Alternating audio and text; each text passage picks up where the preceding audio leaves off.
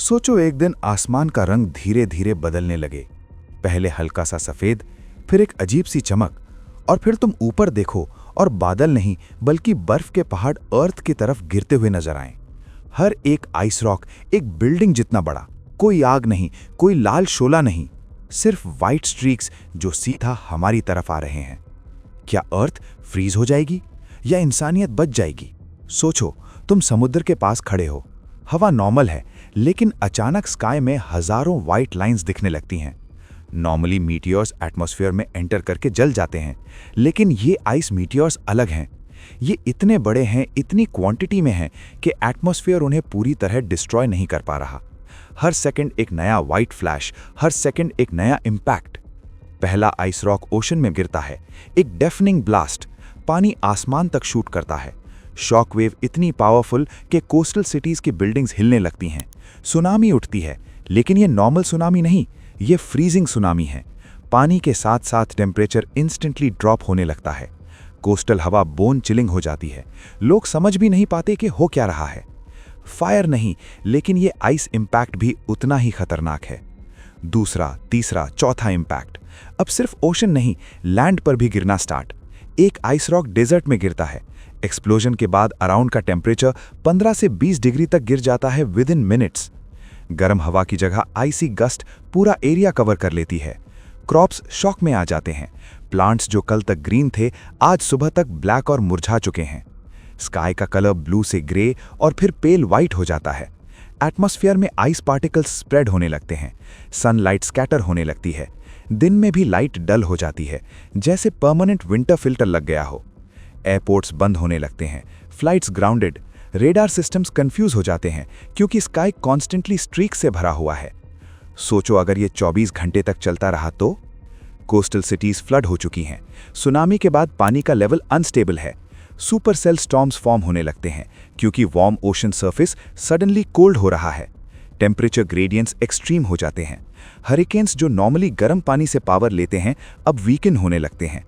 Storm systems unpredictable हो जाते हैं। कुछ जगहों पर बर्फ के तूफान, कुछ जगहों पर आइसी रेन जो स्किन को कट कर सकती है। मुंबई जैसी ह्यूमिड सिटी में लोग सुबह उठते हैं और देखते हैं कि बिल्डिंग्स के ग्लास पर पतली बर्फ जम चुकी है। दुबई के स्काई स्क्रेपर्स पर आइसी लेयर चमक रही है। ये नॉर्मल स्नोफॉल नहीं, ये सडन प्लैनेटरी शॉक है। लोग कंफ्यूज्ड, गवर्नमेंट्स इमरजेंसी डिक्लेयर कर रही हैं। न्यूज़ चैनल्स एक ही हेडलाइन रिपीट कर रहे हैं, global ice impact event. Atmosphere में जो आइस डस्ट स्प्रेड हुआ है वो सनलाइट को ब्लॉक करने लगता है। अर्थ का रिफ्लेक्शन इंक्रीज होता है। ज्यादा सनलाइट स्पेस में रिफ्लेक्ट होने लगती है। ग्लोबल टेम्परेचर ग्रेजुअली और ड्रॉप करता है। एक मिनी आइस एज ट्रिगर हो सकती है। ओशन सरफेस के अपर लेयर्स फ्रीज होने लगते हैं। कोल्डर रीजन्स में मरीन लाइफ शॉक में चली जाती है। फिश पॉपुलेशंस कोलैप्स होने लगती हैं क्योंकि टेम्परेचर चेंज उनके टॉलरेंस से बाहर है। और फिर ट्विस्ट आता है। साइंटिस्ट डिटेक्ट करते हैं कि ये रैंडम इवेंट नहीं था। सोलर सिस्टम के आउटर रीजन में एक मैसिव आइसी कॉमेट फ्रैगमेंटेशन हुआ था और अर्थ उस डेब्री फील्ड के थ्रू पास कर रही है। मतलब ये सिर्फ एक वेव नहीं, मल्टीपल वेव्स आ सकती हैं।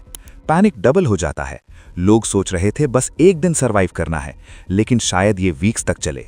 फूड सप्लाई चेन कोलैप्स होने लगती है। क्रॉप्स ऑलरेडी डिस्ट्रॉय हो चुके हैं सडन फ्रॉस्ट से। ट्रांसपोर्टेशन डिसरप्टेड है। पोर्ट्स डैमेज हो गए। Fuel supply irregular. Power grids overload हो रहे हैं क्योंकि हीटिंग डिमांड सडनली स्पाइक हो गई है। न्यूक्लियर प्लांट्स रिस्क में आ सकते हैं अगर कूलिंग सिस्टम्स अनस्टेबल हुए। एक छोटी सी टेक्निकल फेलियर भी कैटास्ट्रोफिक हो सकती है। अंडरग्राउंड बंकर्स एक्टिवेट होते हैं।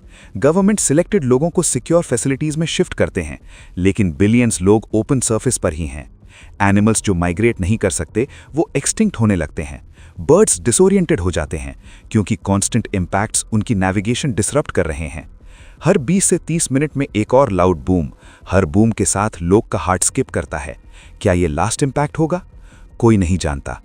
अगर ये इवेंट कुछ महीने तक चला तो ग्लेशियर्स एक्सपैंड कर सकते हैं। स्नो कवर परमानेंट हो सकता है कई रीजन्स में।